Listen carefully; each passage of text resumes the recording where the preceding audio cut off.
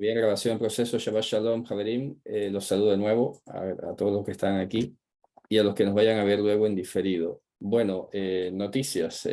Vamos a continuar con los siguientes estudios. Vamos a estar estudiando las cartas a los tesalonicenses, porque creo que vamos a hacer las dos. Se tomará lo suyo, ya saben que no llevamos afán por terminar. Y vamos a estudiar a partir de mañana Shabbat el libro de Eclesiastés. Me ha parecido, bueno, necesario porque creo que justamente uno de los aspectos que más se han descuidado, no solo en la traducción, ya se han dado cuenta de lo que pasó con Shir HaShirim, sino también en la interpretación. Ha sido justamente el lenguaje tal vez críptico, simbólico, las maneras de hablar, los refranes, las figuras que están codificadas. Entonces el libro de Eclesiastés, por lo que he visto de cuando en cuando, es uno de los libros que también está muy mal traducido. Y claro, es un libro que ya sé que casi nadie lee o ocasionalmente se cita, no es que sea un libro súper popular, pero bueno, no por eso no vamos a estudiarlo nunca, ¿no? Algún día en el futuro, no lo sé si estudiamos hasta Crónicas, que tiene su grado de dificultad bien gigante, pero la gente como no lo lee, no se da cuenta. Pero ahí es donde se gradúa el que ha estudiado Biblia, para que lo sepan. Entonces, vamos a estudiar mañana, hacemos una introducción de Eclesiastés. No sé si alcancemos a empezar ya el estudio, porque creo que hay mucho por decir de entrada. Y de Tesalonicenses empezaremos el próximo viernes, el próximo Shabbat a esta hora, con el favor de Hashem, pues vamos a estar abriendo un poco la carta, que es interesantísimo el contexto. Hay tantas cosas que ya de entrada veo necesarias que vamos a ir aclarando, ¿no? Bueno, entonces ahora sí vamos a iniciar sin más preámbulos. Vamos a iniciar el estudio donde lo hemos dejado. Recuerden que estamos en la mitzvah 165. Todas estas mitzvot son las que tienen que ver con el código sacerdotal. Yo prefería llamarlo código sacerdotal. De hecho, es la manera más correcta de hacerlo. Fíjense ustedes que inclusive el libro de Levítico fue llamado Torata Kohanim, o sea, la doctrina de los Kohanim. Y bueno, ya hemos explicado todo el tema sobre esta palabra Kohen. De tal manera que, bueno, estos mandamientos que estamos viendo nos están hablando de lo que hemos ya venido comentando varias clases atrás. Es el régimen de la libertad. Pero fíjense ustedes, el régimen de la libertad es un régimen que en este caso va en contra de la naturaleza humana. Hay que decirlo claramente. Las mitzvot que están allí eran desafiantes. Si no te acercas a ellas, si no estás capacitado por Hashem, es que sabes qué va a pasar. Va a pasar lo que hizo Nadab y Abihu. ¿Sabes? Esta gente es sorprendente, ¿no? Porque están recién ungidos, recién inaugurado todo el tema de los Kohanim, la familia de Aarón exaltada y tal, y lo primero que hacen es embriagarse y meter un fuego extraño en el tabernáculo. ¿Pero a quién se le ocurre? Pues a ellos y a cualquiera que no esté capacitado por Hashem. Entonces yo creo que estos fenómenos o estos eventos que se describen en la Torá casi siempre están enseñándonos que Hashem es el que marca la diferencia. Sí, fíjate que en este caso, yo creo que eso al mismo tiempo retrata ese defecto de ese sacerdocio, porque ya lo dice la carta de los hebreos, no lo digo yo, era imperfecto, porque es que el que llegaba a ser el gran Cohen, el gran libre, lo era básicamente cumpliendo unos criterios humanos de ser hijo de Aarón, nada más, ¿vale? Que no se especifica nada más. Simplemente el que sea descendiente de Aarón, ya está. Vamos, sé que tenía que ser de pronto una persona muy, pero muy de mal testimonio como para que fuera evidente que tenían que buscarle a un sucesor. Y aún así, pues la Torá no nos muestra muchos detalles sobre algo que haya pasado en este caso. Solamente hay un relato por allá en los días de David cuando se cambió el sacerdocio de la rama de Pinhas a la rama de Tzadok, lo cual hablaremos algún día, ahora que estamos tocando todos estos temas. Pero no hay otra especificidad sobre qué se hacía, ¿no? ¿Qué pasaba si había un Cohen? ¿Y qué tal si en esa cadena generacional solo había un descendiente y no salía bien, ¿qué se hacía? Estos vacíos son tremendísimos y sería bueno estudiarlos. Pero retomando lo que decía, eso demuestra la imperfección y esto no es para nada escandaloso decirlo, porque es que Hashem nos estaba ya desde el principio diciendo que el propósito original era que todos fuésemos libres. Kohanim, que tener comunión con Él, que es lo que hemos estado insistiendo, ¿no? Ahora, que Él haya seleccionado una familia y en esa familia por un X periodo de tiempo se haya manifestado de manera imperfecta los objetivos de la libertad, pues está bien, porque es una pedagogía, pero no es el deber ser, no es el objetivo final. Y eso es lo que a muchos todavía les cuesta entender. Entonces ya se han dado cuenta que yo creo que ya las aguas se han calmado, pero ya saben que estuvieron muy revueltas hace unos días, unos meses atrás, y seguramente que si se vuelve a tocar el tema se vuelve a revolver, pero ya ustedes saben mi postura, ¿no? Entonces hay unos que están insistiendo en que vuelva el sacerdocio levítico tal cual y tienen unos argumentos, bueno, basados en su percepción de las cosas, y ya saben que por lo menos yo he sido bastante claro que no hay necesidad de retomar los oficios levíticos, ni de pensar en un templo, ni en sacrificio, ni nada. Lo que quiero que recordemos de este análisis que estamos haciendo, repito, es el paradigma en qué consistía la libertad.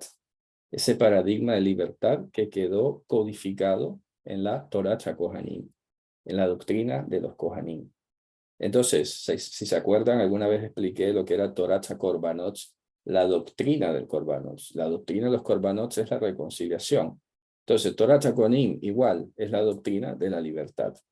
Y eso es lo que estamos nosotros apreciando. ¿Qué hemos visto básicamente? Como lo titulé en clase pasada, o la última que vimos, morir al yo. Eso es una de las claves de la doctrina de la libertad. Tenías que morir a tus emociones, inclusive las más profundas, a sentimientos, a cosas que a cualquiera dice, pero es que este soy yo. Sí, está bien que eres tú, pero aquí ya no bastas tú. ¿Cómo lo dijo Pablo? Ya no vivo yo, sino que vive Mashiach en mí. ¿Es tan difícil entenderlo? Pues no, no es difícil. Pero claro, ahora lo que estamos haciendo es comparar cómo este principio, que lo resume todo, ya no vivo yo, sino Mashiach en mí, Dios lo expresó en el sacerdocio levítico. Y son todas estas normas que estamos estudiando. Entonces, para ir ya entrando en el tema de hoy, vamos a ver la mitzvah 165, que o sea, por enlazar simplemente, y aquí dice, de la entrada o de la puerta del Ohel Moed no saldrán. Esto lo dice en el contexto de Levítico 10, con ocasión de la muerte de los dos hijos de Aarón. Imagínate, claro, porque ellos estaban recién ungidos, recién ordenados, y no podían salir detrás del lecho o ir a sepultar a sus hermanos. Creo que lo mencioné, la sensación que muchos lamentablemente y tristemente les tocó vivir con el tema del COVID se puede comparar. Mucha gente le tocó ver partir a sus familiares y no poder ir detrás de su lecho. O sea que hay circunstancias que al fin y al cabo te das cuenta que aunque sean súper fuertes cuando la imaginamos, igual Dios te capacita para superarlo. Y eso es lo que básicamente quería inculcar, quería plasmar allí, que ya he dicho, no iba a funcionar de manera perfecta porque para que fuese perfecto tenía que estar el Ruach HaKodesh permanentemente. Pero aún así, no podemos decir que lo hicieron tan mal. O sea, hay las cosas como son, ¿no? El sacerdocio en su momento funcionó, se supone que bien, no hay testimonio de lo contrario, pero sabemos que efectivamente tenía sus imperfecciones. Y ya lo decía ahora. Y no solamente lo que tenía que ver con los sucesores de Aarón, que podían estar o no capacitados, sino también con el hecho que denunciaron los profetas muchísimas veces. ¿Cuál era el defecto del sistema? Pues traer un animal mecánicamente. Bueno, tú hacías la fachada, ¿no? Traes el animal, te lo degollaban, todo bien. Y tu corazón estaba en Babilonia o en Egipto. Entonces, eso es un defecto del sistema. Pero bueno, contaba con que tú llevabas el animal. Luego lo denunció el profeta Isaías. Luego viene el otro problema que se presentó en los días de Mashiach, y era que el que tenía la autoridad, que era el levita, para decidir o aprobar el sacrificio, pues se transaba con el pecador y decía, bueno, mira, tu pecado merece un toro, pero tráete un cordero defectuoso y no pasa nada. Aquí te solucionamos el asunto. Y me das un poco ahí la mordida, ya que no vas a gastarte un toro sino un cordero, pues me das un poco ahí de la diferencia de lo que te vas a ganar. Y por eso Mashiach le llamó cueva de ladrones, cueva de atracadores y de todo. ¿Qué vamos a hacer? Era así, funcionaba corruptamente. Pero hoy algunos hasta se ofenden si tú les dices que eso funcionaba con corrupción. Las cosas, repito, el Evangelio no nos miente en ese sentido. Entonces, la mitzvah de hoy con la que vamos a empezar es la 166. Y dice, esta es la advertencia con la cual fue advertido el Cohen Hediot. El Cohen Hediot es una forma como se le llamó en el Talmud y Maimónides a los que eran sacerdotes normales, o sea, Kohanim normales, que no eran descendientes o candidatos a sumo sacerdote. Entonces, un Cohen promedio normal estaba advertido de no hacerse incompatible por cualquiera de los que morían, cualquier persona que moría en general. Y eso es lo que está escrito ahí en Levítico 21:1, así que lo vamos a leer cuando dice Lenefesh lo yitama be'amav. Entonces vamos a leer esa cita, Levítico 21:1, y vamos a leer pues todo lo que se desarrolla ahí a continuación. Dice, Vayomer Hashem el Moshe, Emor el HaKohanim bnei Aharón. Se dile a los Kohanim, hijos de Aarón, a todos los demás, y les dirás a ellos, Lenefesh lo yitama be'amav. Por nefesh, a propósito, que ya hemos dicho muchas veces esta palabra, me gustaría que ustedes la buscaran en sus Biblias. De hecho, bueno, vamos a hacer el ejercicio aquí de buscar Levítico 21:1, perdón, Levítico 21:1, y vamos a comparar cómo lo traducen las diferentes versiones. Vamos a ver un segundito, se me llena esto de aceptar cookies y cosas. Bien, vamos a ver Levítico 21:1. Y ponemos aquí todas las traducciones en castellano o español. Y aquí dice, ninguno se contamine con persona. Aquí pone que no se contamine por un muerto. Aquí omiten la palabra nefesh. Que no sean impuros por causa del cadáver. Y ponen cadáver. Aquí ponen persona, luego ponen por aquí muerto, ningún muerto. Ya se han dado cuenta, entre cadáver y persona, pero el traductor aquí no pone alma porque, claro, se le estropea la doctrina o la creencia del alma, ¿no? Pero el texto hebreo nos está diciendo por nefesh no se va a hacer incompatible. Mira qué tremendo, ¿no? Aquí lo tenemos. Le nefesh lo yitama be'amav. Ahí está, clarísimo. O sea que ya te das cuenta que la palabra alma no existe en la Biblia hebrea. No tiene cabida, es un concepto filosófico extranjero que luego, bueno, se quiso anclar a la Biblia y ya te das cuenta pues que el criterio cambia muchísimo según el traductor. Así que en ese sentido, de paso, se ha dicho sobre esta palabra. Pero ¿qué nos interesa enfatizar? Una vez más, teniendo el hilo de la doctrina y la libertad, está diciendo que por ningún nefesh se tenía que hacer incompatible entre su pueblo. Estábamos hablando de amigos, de parientes de un poco más lejanos o lo que sea. Hay familias que son bastante unidas. Y sin embargo está diciendo, no puedes hacerte incompatible. ¿A qué se parece esto? Esto se parece a cuando Mashiach dijo, bueno, a ver, aquel que ame a más a padre o a madre o a hermano o a hijo más que a mí, bueno, ese no es compatible conmigo. ¿Se dan cuenta? Lo que pasa es que, claro, cuando traducen contaminar o hacerse impuro, ya te pone a pensar en otros términos. Pero si hablamos de compatible, y si hablamos, como dijo Mashiach, digno de, pues claro, ahí encaja perfectamente. Entonces dice que solamente le tenían permitido por este Sha'er, que era como traducción familiar, literalmente como un restante de su familia, más cercana a él, por su madre, por su padre, por su hijo, por su hija y por su hermano. Por su hermana virgen que esté cercana a él, que no haya sido de ningún marido, también podrá hacerse partícipe de esa inhabilidad temporal. Pero fíjate qué interesante, Mashiach nos ha dicho algo que pues podemos considerar inclusive más fuerte, guardando las distancias entre un escenario y otro, ¿no? Porque claro, nuestros parientes sí, podemos ir a su sepelio y todo lo demás, que no nos vamos a ganar ningún tipo de contaminación, ni más faltaba. Pero lo que sí podemos rescatar en este caso es cómo debe prevalecer, digamos, el servir a Mashiach por encima de lo que puede respectar a vínculos afectivos. Y eso es lo que sigo enfatizando en el caso de estas mitzvot, en el fondo de estas mitzvot, que es lo que creo que estamos de acuerdo, ¿no?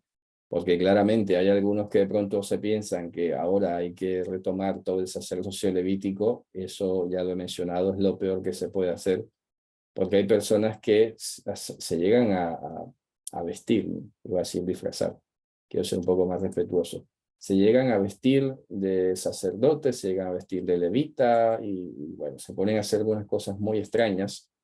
Eso definitivamente no tiene cabida a la luz del Evangelio. Eso que quede bastante claro, ¿no?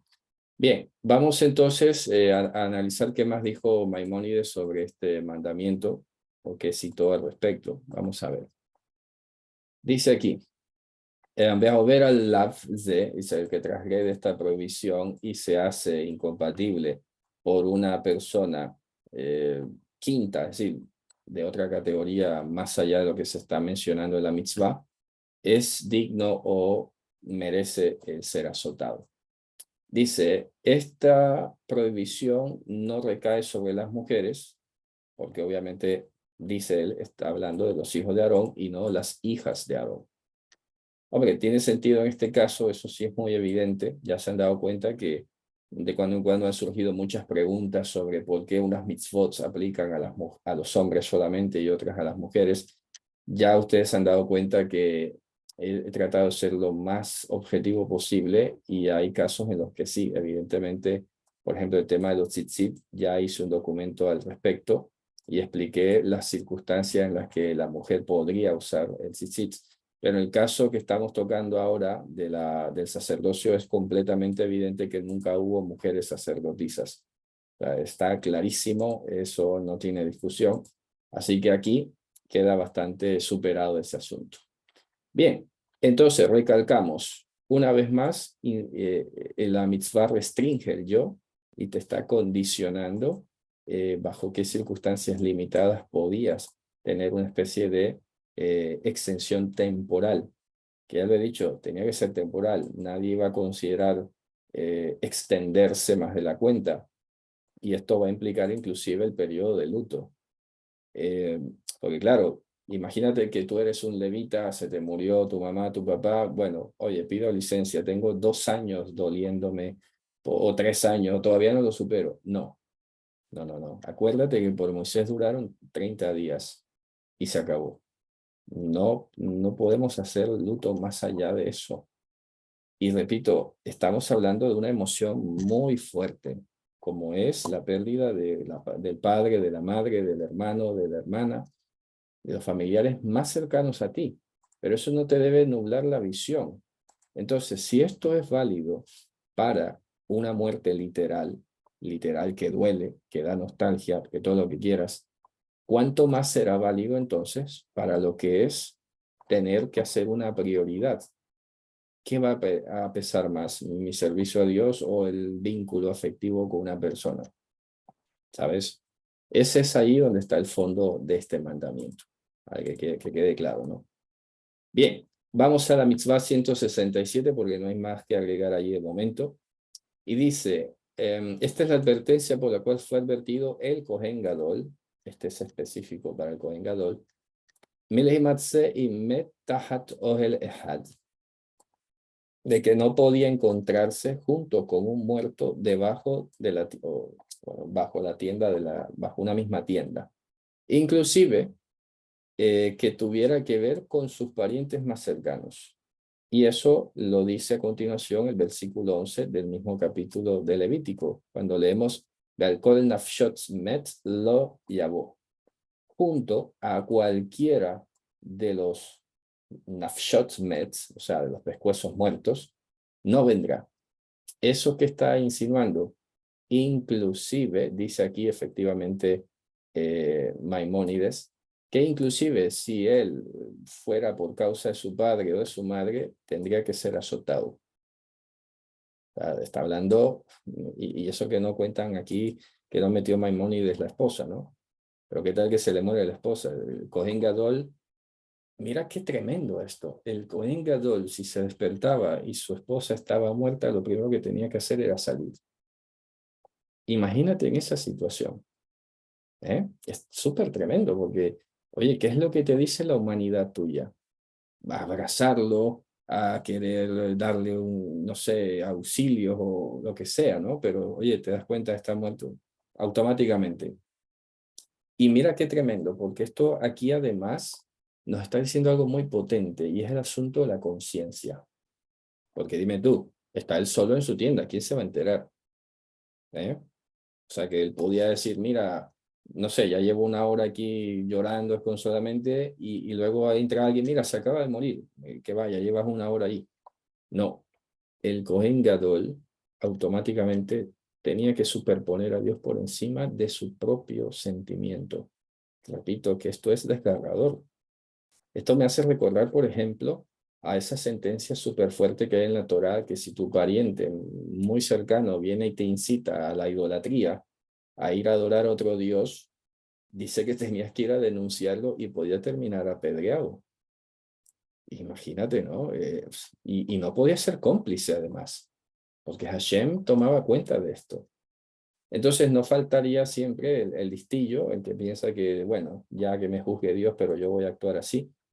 Yo les quiero decir que ese tipo de razonamiento definitivamente hay que evitarlo, porque ya te digo, hay personas que en un momento que se encuentren podrán decir, bueno, nadie se da cuenta, pero yo voy a hacer esto sabiendo que está en contra de la Torá, que como nadie me está viendo, pues ya será Dios quien me juzgue. Eso no está bien.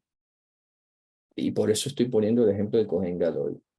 No podía violar esa transgresión. Es que Hashem se lo puso tan claro como blanco y negro. Es que si tú prefieres a tu padre y a tu madre, pues seguramente hasta te vas con ellos. Te lo pongo así, ¿sabes? Y Mashiach no estuvo por debajo de esa regla. Cualquiera que ame a padre, a madre, hijo, hija, esposa, más que a mí, no es compatible conmigo. Dime tú, si no es igual, perfectamente igual. Me explico, no hay ninguna diferencia. Y no estamos haciendo levitas con esto, estamos simplemente estudiando el principio de la libertad, una libertad muy profunda, según la cual no somos esclavos ni de las pasiones, ni de las emociones, ni de los sentimientos. Por eso, de hecho, una de las cosas que más enfatiza la carta de los tesalonicenses, por ejemplo, es que no nos entristezcamos como los que no tienen esperanza. Mira qué profundo, ¿no? Siempre, claro, porque ¿qué hace una persona cuando fallece un ser querido? Yo me voy contigo o entra en un letargo depresivo, lo que sea. A ver, que no quiero meterme con las personas que han tenido depresión, que yo sé perfectamente que eso se escapa a sus fuerzas y a su voluntad. Pero en el caso de lo que no obedece a la depresión estructural, que eso es otra cosa, repito, esta es la importancia de estar siempre recordando la escritura. Eso lo conversaba con los hermanos en Zaragoza, ¿sabes? Y yo creo que si están aquí se acordarán que lo dije.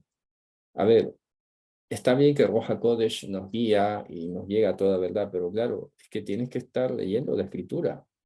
De hecho, me vino a la memoria en ese momento cuando hablaba con ellos, ese versículo que está en 2 Corintios, creo que es cuando dice, examinaos a vosotros mismos si estáis dentro de la emuná.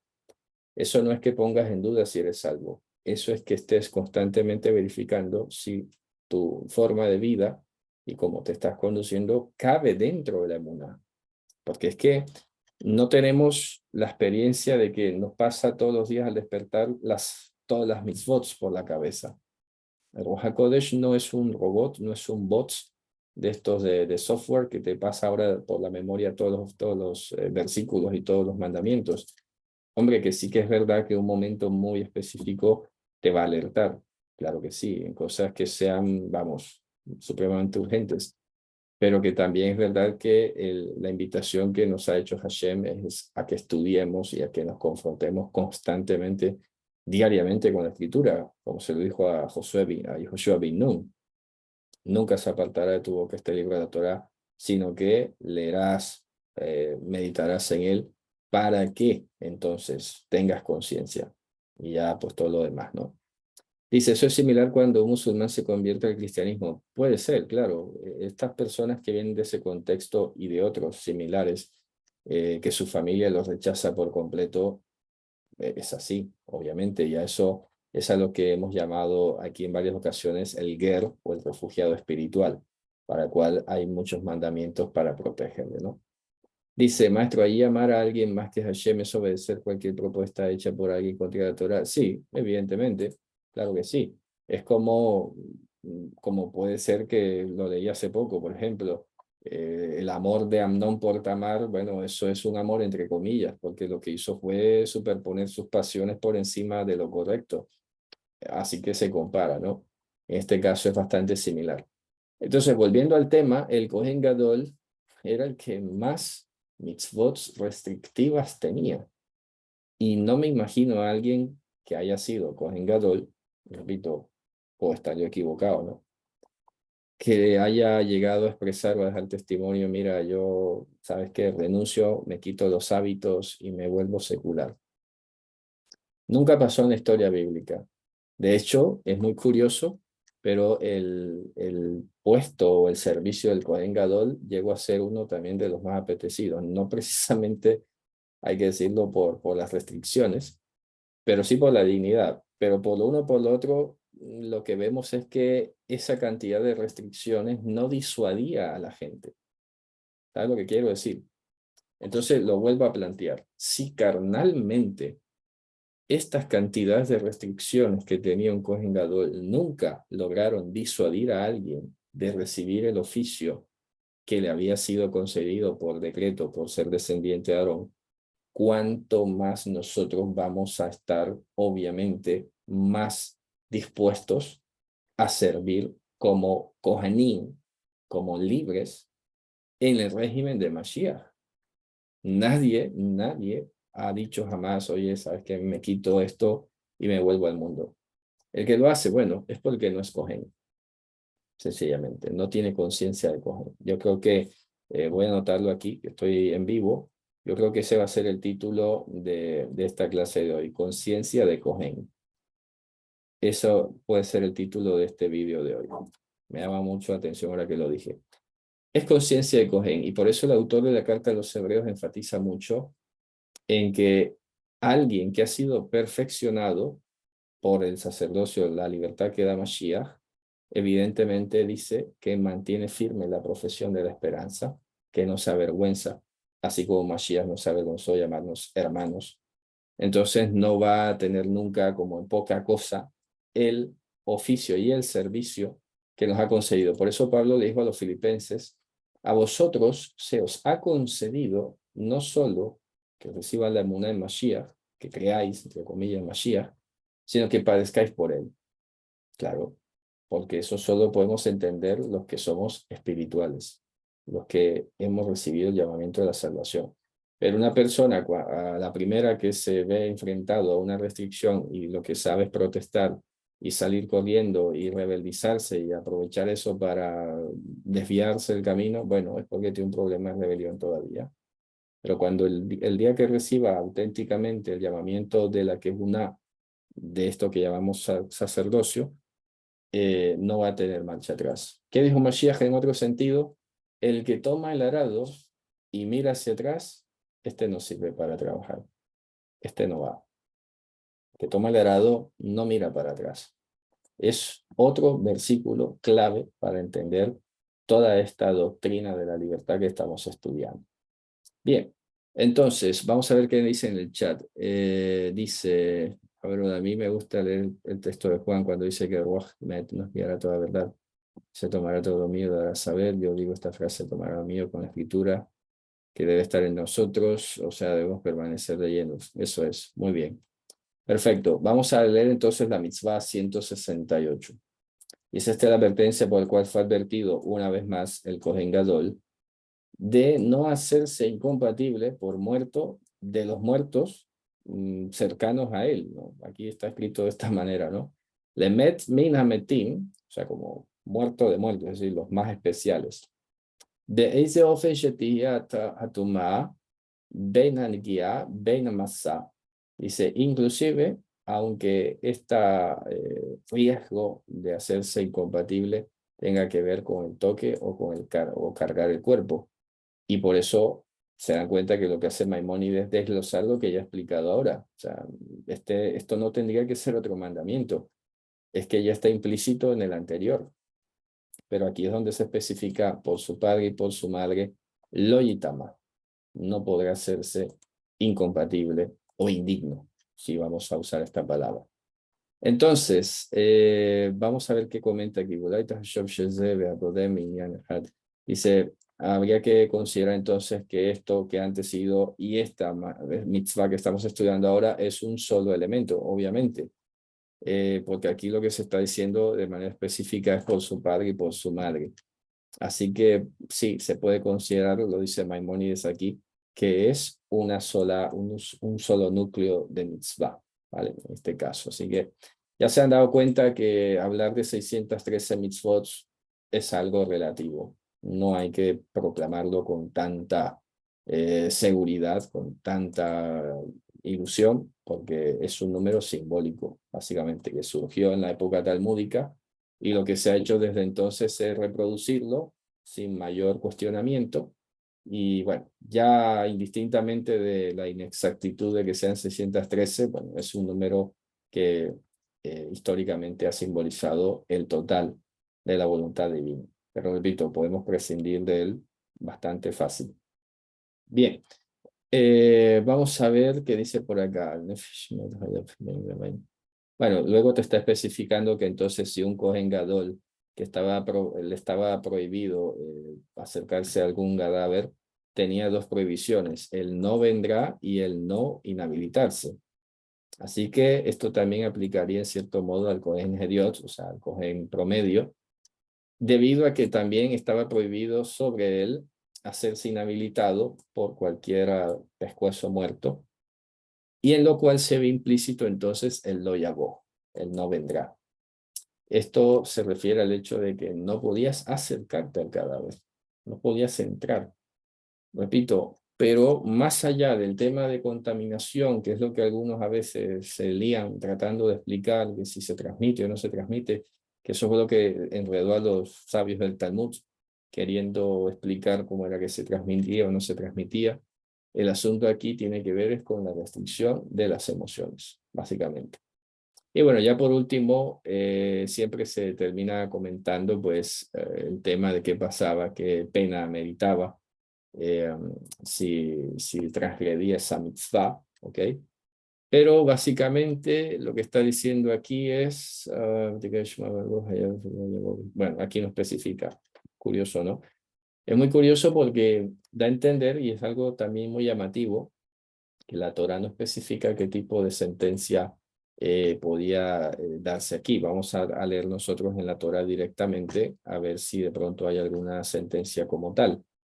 Vamos a ver el versículo, vamos a ver, vamos a saltar de pronto hasta el 21 que estamos de pronto leyendo ahora.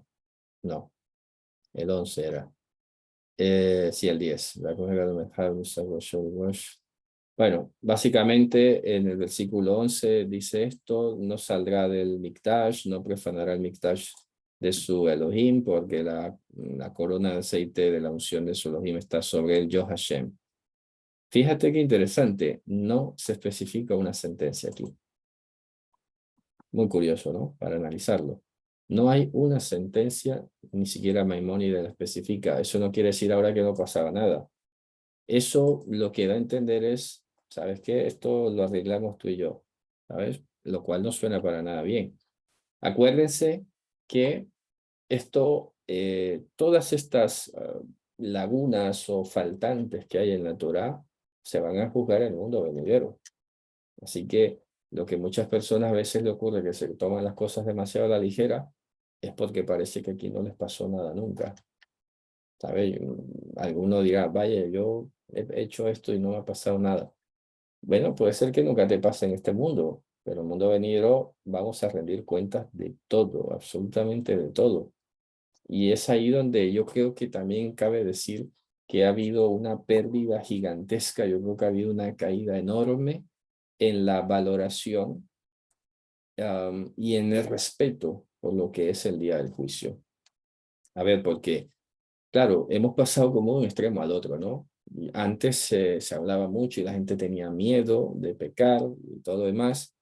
Ahora luego entró este tipo de charlas de que todo es amor, de que tranquilo, que sí, que había que balancear un poco, que tampoco se trata de ir con miedo por la vida, pero es que ahora se ha pasado al otro extremo.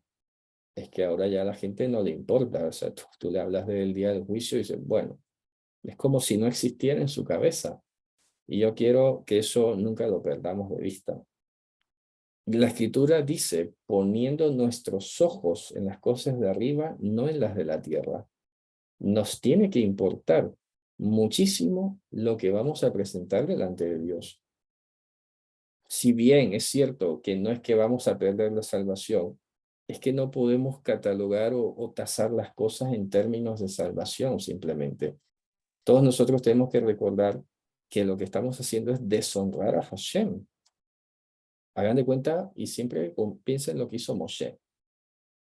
Moshe no entró a la tierra prometida y la razón es que Hashem le dijo, no me diste el peso.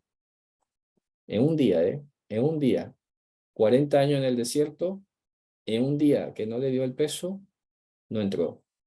Esto no se compara con la salvación, repito, pero sí se compara con un privilegio. ¿Cuánto no habría querido Moshe entrar a la tierra prometida?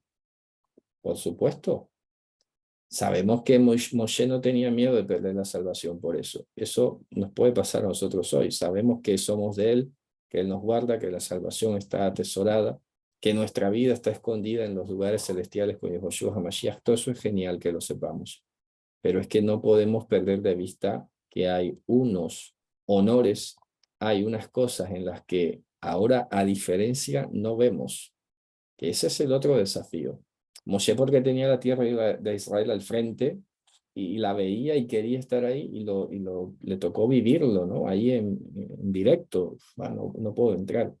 Pero tú te imaginas las cosas que en el mundo venidero vamos a ver y de pronto te va a decir Hashem, pues hasta acá no vas a llegar, porque Dios es justo, porque va a hacer a darle a cada quien según su obra. Entonces, es lo que digo, se ha tomado tan a la ligera el mundo venidero que aparte de ya no hablarse casi de él, casi nadie le interesa, todo está centrado ahora aquí en cosas de ética y moral, y parece que vivir bien aquí y ser un buen ciudadano es suficiente, pero a la gente poco le está importando ya lo que vaya a pasar en el día del juicio. Bueno, yo si soy salvo, ya está bien. Que no, eso es demasiado lamentable, no puede ser que se te está perdiendo de las cuentas que estás deshonrando a Hashem. Es que ¿sabes qué ha pasado? Que he hablado con mi esposa varias veces. ¿Sabes qué nos ha afectado muchísimo? Que la mayoría del mundo occidental no sabe lo que es un rey. No sabe, es que más, nunca lo hemos visto. ¿Sabes? Soy un rey. Bueno, ¿qué es un rey? Es una figura como abstracta, ¿no? Que no nos inspira ningún tipo de respeto, no nos inspira ningún tipo de nada. Habrá quien sí, habrá quien respete al rey de España, seguramente, ¿no? Me imagino. Pero yo, pues, para mí es como una figura de la televisión, ¿no? Nunca lo he visto ni me representa nada en ese sentido. Pero, ¿qué pasa? Que eso inevitablemente ha pesado a tal punto, y eso agréguenle pues toda la corrupción, la incoherencia, la maldad y todo que representan los líderes del mundo. O sea, porque si hubiera un presidente o un jefe de Estado, un primer ministro que fuera, vamos, una joya de administrador, de gestor y todo, bueno, seguramente lo admiraríamos, ¿no? Yo creo que en cierto modo todavía tienen algo allí no perdido los que conservan algún tipo de admiración por una figura. Lo que pasa es que se les va a veces la mano, ¿no? Sean futbolistas, sean cantantes. Pero haber perdido la admiración por Dios, que es algo muy importante, es lo que ha hecho que la gente se tome las cosas tan a la ligera. ¿Sabes? Es que se ha perdido, de verdad, y te lo digo hasta por mí mismo, ¿no? que se ha perdido ese referente, no sé, no alcanzo a imaginarme, por ejemplo, estas personas son fanáticas de un cantante o lo que sea, justo le presenta al cantante y ahí le hace un desastre delante de él, oye, que se muere de la vergüenza, ¿no? Sí me hago entender. Oye, que está conociendo a la persona más importante, más admirada, y ese día le hace un desastre allí, esa persona, vamos, se avergonzaría yo creo que para toda la vida, ¿no? Lamentaría profundamente haber hecho ese desastre ese día, y justo este día.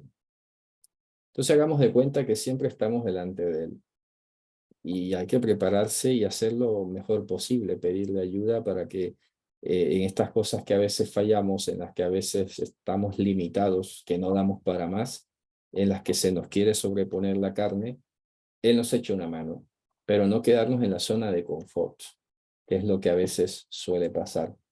Entonces, la gente se queda, repito, en un concepto de, bueno, yo no le hago mal a nadie, soy un buen civil, nadie habla mal de mí, etcétera, pues suficiente. Resulta que no, que se nos está perdiendo del mapa el propio Hashem, el Rey de Reyes, y Joshua HaMashiach, se nos hace muy abstracto. Pero ¿cómo lo hacemos de pronto más concreto y más vívido para nosotros? Leyendo constantemente su palabra. Es que tienes que volver allí, porque se te va de la mente, se te va de la memoria. Pero si te sumerges y estás constantemente leyendo sus pensamientos, se te va a hacer poco a poco alguien vivo. Yo creo que alguna vez puse el ejemplo de esa sensación que teníamos antes, bueno, todavía la podemos tener, cuando nos enviaba una carta.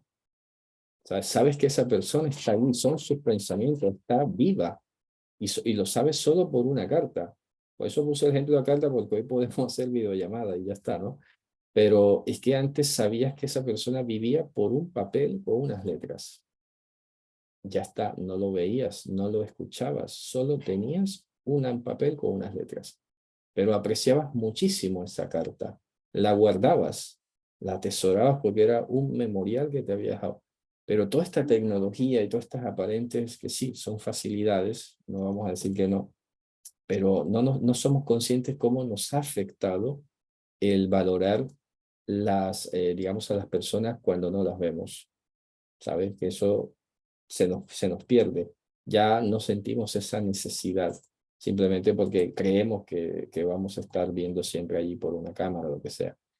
Así que bueno, esto es un poco los comentarios sobre esta mitzvah. Vamos a seguir entonces con la 169. Vamos a ver qué nos dice esta mitzvah. Y dice así. 169. Esta es la advertencia por la cual fue advertido cualquiera miembro de la tribu de Leví de no tomar parte en la tierra de Israel. Esta es otra, ¿no? Vaya incentivo que había para ser levita.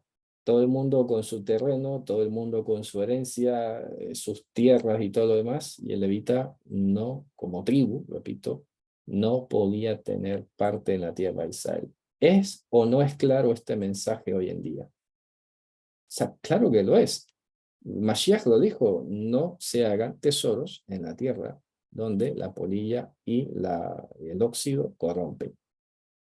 ¿A qué se está refiriendo? No se está refiriendo ahora a que no te piensas en comprarte una casa o tener un terreno, no. Se está refiriendo a que eso no es lo que vas a estar persiguiendo. O sea, que no se te mortifique la vida si nunca llegas a poseer una cosa de estas. Pues claro, nos hace ilusión, no vamos a decir que no, a todo el mundo le hace ilusión poder decir, esta es mi casa, este es mi terreno, cosas sencillas, ¿no? No estoy hablando ni siquiera de mansiones. Pero fíjate que era un levita sí que Dios le asignó ciudades para que vivieran, obviamente tenían que vivir en alguna parte, y sí que tenían derecho a trabajar algunos campos, pero no podían decir, esto es mío. Ellos eran simples administradores de lo que Hashem les concedía, ¿sabes? Por eso lo estudiamos en su momento, ¿no? Lo que podía hacer los levitas en tema de campos, en tema de casas, pero no podían decir nunca esto es mío, porque no tenían lo que se llama en el derecho civil los arraigos, no tenía digamos, el poder de la cosa, como se habla en esa área del derecho, la posesión como tal, era una administración increíble. Entonces, Otro incentivo más para ser Cohen, que Hashem nos está diciendo, no procures tener parte en la tierra, procurar, repito, de que se te vaya entonces todos los esfuerzos dedicados a eso. Tranquilo, que Hashem tiene sabe que tenemos necesidad y a cada quien le va a dar según lo que Hashem tenga planeado, según las cosas, porque pasa es que a veces también nos afecta mucho que nos comparamos demasiado, nos parametrizamos con el entorno y el entorno nos influye muchísimo, tremendamente, más allá de lo que a veces imaginamos, ¿no? Entonces no te das cuenta y según con quién andas, ya te terminas endeudando para comprarte una casa más grande y un lugar más lujoso, porque claro, es que luego te da vergüenza con tu amigo. A ver, hay que quitarse eso. A eso me refiero, ¿no? Que te puedes comprar una casa supremamente sencilla, tranquilo, en un lugar donde vives quieta y reposadamente, que ya si eso, Hashem te irá añadiendo lo que haga falta. Pero ¿a qué más se parece eso? Lo que dijo Pablo, los que quieren enriquecerse, ojo, los que quieren enriquecerse. Porque una cosa es, sea dicha, una cosa es que Hashem a ti te da una genialidad y tú te inventas un software, te inventas un aparato, una cosa y eso se vuelve tremendamente exitoso y ahí te llega dinero, Baruch Hashem, genial. Pero otra cosa es que lo ha pasado, por ejemplo, con este tema de las criptomonedas, que es terrorífico, ¿no? Y ya lo habían advertido. Oye, por lo menos no te endeudes para comprar esas cosas. Si tienes dinero que te sobre, que ya no sabes qué hacer, vale, arriesgate. Pero ¿qué pasa? Que mucha gente se fue corriendo a prestar a los bancos, a pedir un préstamo para comprar esas cosas. Eso es querer enriquecerse, porque eso es querer el dinero fácil. Porque claro, en vez de ponerse a estar viendo el computador cómo va esas cosas, no se les da por crear una cosa auténtica, una obra de arte, qué sé yo. ¿Me explico? A eso me refiero. Por ejemplo, muchos de los inventos que han sido exitosos han surgido de mentes israelíes, como una USB o el WhatsApp y todas estas cosas. Bueno, fíjate qué interesante, ¿no? Que se dio, supuestamente, ¿no? Que de pronto ellos nunca dimensionaron cómo iba a ser eso de genial, y se dio por una necesidad de superar algunas limitaciones de comunicación. Y fíjate qué interesante, ¿no? Les dio, surgió, ha sido útil, genial, perfecto. Pero puede ser que te inventes algo que no sea tan exitoso, pero oye, que te da de pronto para sobrevivir. Perfecto, está bien. Y de pronto a otros les toca trabajar todos los días como cualquiera. Genial también. Pero no podemos estarnos comparando en niveles ni dónde tengo que estar. No, no, porque Hashem sabe que tenemos necesidad. Y se aplicaría también como comprar la lotería. Sí, sí, sí, sí, porque es que esto se vuelve luego, eso tiene un vicio, de hecho, ¿sabes? Es que vamos, si tú te pones a pensar, el tema de las loterías es un poco extraño, ¿no? Nunca sabemos de dónde vienen estos dineros, nunca sabemos. ¿Y sabes qué pasa? Es tremendo porque ahora nos enteramos más que nunca de cómo han vivido estas personas que se han ganado unos premios gigantescos y sabes que terminan solos después de vivir como Salomón, que se han dado todos los gustos del mundo, se sienten solos y deprimidos. Aquí a cada rato salen las noticias de gente que se ha ganado millones de euros y tal, y terminan solos, terminan deprimidos, terminan con delirios de persecución, con muchos problemas mentales.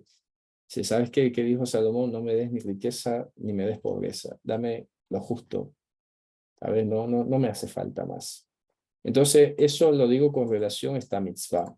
Los hijos de Leví no tenían permitido hacerse con posesiones de tierra en Israel. Por eso dice Deuteronomio 18.1, que es la fuente de esta mitzvah. Vamos a leerlo. Deuteronomio 18.1. Vamos a ir aquí, perdón. Deuteronomio 18.1. Dice, Lo yeh lajohanim le haleviim kol shevet levi helek benahalá im Yisrael. No habrá, dice literalmente, no habrá para los Kohanim levitas, toda la tribu de Leví, parte o sucesión junto con Israel. Porque dice, los sacrificios, los korbanot de fuego de Hashem, así los olots de Hashem, son su sucesión, ellos comerán o vivirán de eso. Venahalá lo hielo bekerev ehav. No tendrá herencia sucesión en medio de sus hermanos. Hashem, una halato, kaasher diberlo. Hashem es su herencia, tal como le ha comunicado. Interesante, ¿no? Entonces, si se fijan, al fin y al cabo, como bien dijo Pablo, en tanto que tengamos sustento y abrigo, estemos contentos. Ahora, alguno a veces de pronto pensará, bueno, la casa es un abrigo. Bueno, no necesariamente, ¿sabes? No, no necesariamente. Si Hashem te permite. A ver, yo diría aquí, como dijo el apóstol Pablo, ¿no? Oye, a los esclavos, si te puedes liberar, hombre, genial, ¿no? Pero si no, pues pierde cuidado. Igual el que es libre es esclavo de Cristo.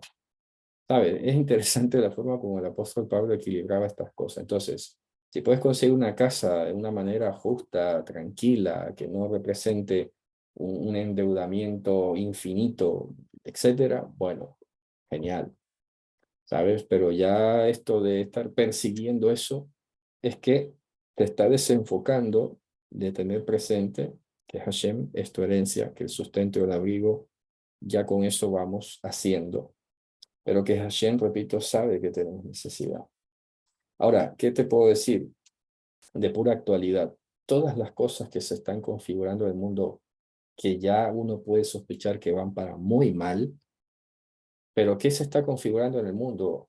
Es asombroso. Aquí en Europa, ya, no sé, a mí todavía no me cabe en la cabeza, pero ya aquí hay servicios de alquiler de móviles, porque de lo que se quiere es que ya nadie tenga nada, sino que todos sean servicios. Aquí ya se están alquilando patinetas, móviles, coches, con una facilidad que si tú sacas cuentas dices, sabes que no me conviene comprar coche, mejor lo alquilo. Me explico, se los digo, de verdad. Si algún día ustedes me ven con un coche, no es que sea mío, supongamos, es que es tan fácil alquilarlo que sale más barato que comprar uno nuevo o comprarte un coche de segunda.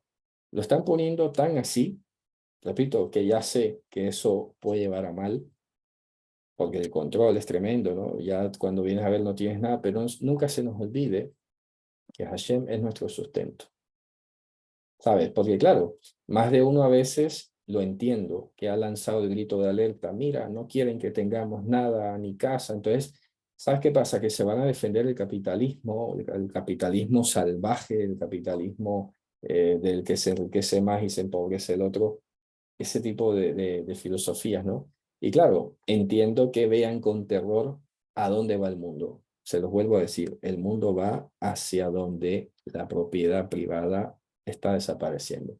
Y esto no tiene que ver ni con comunismo ni estas historias. Esto tiene que ver, bueno, con los negocios de la gente. Negocios que tienen los superpoderosos, pero ya esto de comunismo y todo eso pasa a un tercer plano. Aquí, si se han dado cuenta, lo que puse hace poco con lo del Mundial de Qatar y tal, es el dinero, es el dinero de los poderosos. Esto ya va más allá de ideologías y de nacionalismo y de cosas. Entonces, no se sorprenda que aquí unos años te alquilan el móvil, te alquilan el coche. No vas a tener, de hecho, ni siquiera ambición de tener nada, porque lo vas a tener tan fácil, y eso es lo que te están diciendo, que ya hasta se te va a pasar todo esto de estar ambicionando propiedades. Pero nosotros no tenemos necesidad de que un sistema nos diga eso, ¿sabes? Nosotros no tenemos necesidad de que un sistema nos diga eso. Nosotros, ya Hashem nos está diciendo de antemano, no procures, ¿sabes? No procures. Yo te lo daré si veo que lo necesitas y lo vas a aprovechar y va a ser para tu bien y todo lo demás, ¿sabes? Pero lo demás, no te preocupes. Yo soy tu sustento. Si llega a haber hambruna en la tierra, tranquilo que hasta cuervos te mando para alimentarte, pero tranquilo. Vivir quieta y reposadamente, no dejarse arrastrar por las corrientes que hay hoy en día, porque me ha quedado siempre en la mente eso que Pablo le escribió, creo que fue a los Corintios: el mundo tal como lo conocemos está próximo a desaparecer. Y yo, sinceramente, puede ser un palpito mío nomás y puede ser que sigamos así muchos años, pero no sé, aquí en Europa se ven unas cosas muy tremendas, de verdad. Cosas que me sorprende que a pesar de que hay globalización y hay canales y hay conexión y todo, muchas cosas no llegan a América o no llegan a Asia, se cocinan aquí, se cocinan cosas muy, muy particulares, ¿no? Entonces, ya teniendo un poco esa pequeña información privilegiada de para dónde van queriendo llevar las cosas, ya veo un poco cosas, ¿no? Que pueden venir. Por eso les digo que ya la escritura lo había anunciado desde mucho antes. Ya está, como quiera que sea, ¿eh? Pero estamos llegando casi al mismo grado de comprensión, ellos para mal y para querer manipular y para querer enriquecerse y nosotros para estar más tranquilos. Pero sí, evidentemente, una de las cosas que dice la carta a los tesalonicenses es que, oye, tienes que trabajar, que ese es lo que hay que recalcar, ¿eh? La carta a los tesalonicenses dice que no trabaja, que no coma. Lo dice en ese sentido sin decir con esto vamos a discriminar al pobre, nada, ¿sabes? O este tipo de cosas ya saben que definitivamente no. Hay muchas mitzvot para los que han empobrecido y eso no significa ahora que el pobre se va a quedar viviendo toda la vida al cuento. Oye, sí, me pasó mal, me pasó una catástrofe, estoy sin nada, pero claro, yo trabajo y me repongo porque tengo un mandamiento de trabajar, pero que el trabajar no tiene que estar enfocado en hacerte multimillonario. No, porque, repito, el texto que estaba leyendo, los que quieren enriquecerse caen en lazo del enemigo y son traspasados de muchos dolores. Así que, si Hashem, te repito, te bendice con una mente prodigiosa y te da una cuestión que te permite una generosidad, ¿qué le dice Pablo a Timoteo? Los ricos de este mundo, diles que sean ricos en buenas obras. El dinero se hizo para ayudar, no para estarlo presumiendo. Así que hasta en eso tenemos restricción. Para los que piensan que, bueno, yo hago mi dinero lo que quiera, pues no. En la escritura no te cabe ese pensamiento. Con tu dinero harás lo que Dios te dice que tienes que hacer. Punto. Porque ni el dinero será tuyo en ese caso. ¿Vale? Bien, entonces vamos a cerrar en la mitzvah 170, ya que nos ha casado un poco el tiempo con el número. Vamos a ver qué nos dice la mitzvah 170. ¿Qué dice? Esta es la advertencia por la cual fue advertido una vez más toda la tribu de Leví de no tomar parte en el botín, la bizá, bueno, cuando arrebataban cosas, ¿no? Entonces, bueno, lo que hace básicamente es enfatizarlo con el mismo versículo de Deuteronomio 18:1.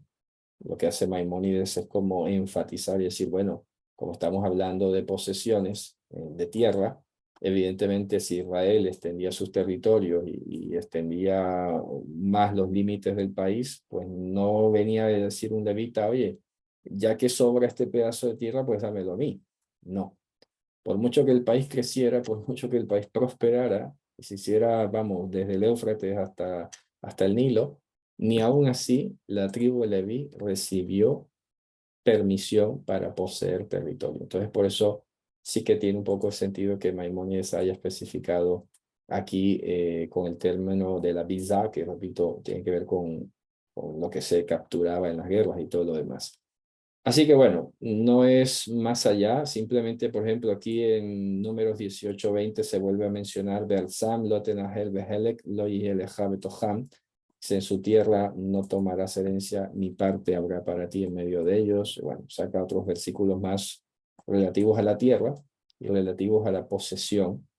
Y pues nada, básicamente ahí termina esta análisis de esta mitzvah. Es muy bonito, ¿no? Porque dentro de toda esta lógica de la libertad, la doctrina de la libertad que hemos estado viendo, evidentemente uno de los grandes anhelos y deseos que, sea por lo que sea, traemos todos, es querer tener, bueno, unas posesiones, un lugar fijo, una casa, mi casa.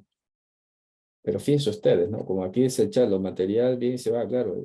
Muchas personas, por ejemplo, que viven allí en la Florida, ¿a cuántos no les ha pasado que viene un huracán y se lo lleva todo? O los que viven de repente en México, ¿no? Que es mucho terremoto por allí. Pues sí, y de repente se van todas las cosas y vuelves a empezar. Yo sinceramente admiro mucho a las personas que viven allí, porque sabiendo cómo es y vuelven a construir y vuelven a iniciar de nuevo, me parece impresionante. Ya yo me hubiera mudado hace rato. Pero claro, estas personas tienen un tesón, tienen una cosa que Dios les ha dispuesto, como los que viven en las islas, ¿no? estos hermanos de Puerto Rico, República Dominicana, que a cada rato es una de huracanes por ahí, y vuelven y se levantan, y otra vez hacia adelante. Pero ¿qué te está diciendo esto? Oye, es verdad, esto es un abrir y cerrar de ojos se acaba. O sea, mi vida no se puede traducir. ¿Y qué dijo Mashiach? Para cerrar con broche de oro. La vida del hombre no consiste en la abundancia de bienes que posee. Clarísimo. O sea, yo creo que esto cierra el concepto que hemos estado estudiando sobre no andar persiguiendo cosas en esta tierra. ¿Vale? Así que bueno, Javerín, esto ha sido todo por hoy. La verdad que lo voy a titular La conciencia de un Cohen en Mashiach. ¿Ok? Espero que todo esto, bueno, lo procesemos, lo analicemos y que nos sea de edificación y de consuelo también. Así que bueno, un abrazo a todos. Desde ahora, Shabbat Shalom a los que están en América y nos vemos mañana con la ayuda de Hashem. Shalom.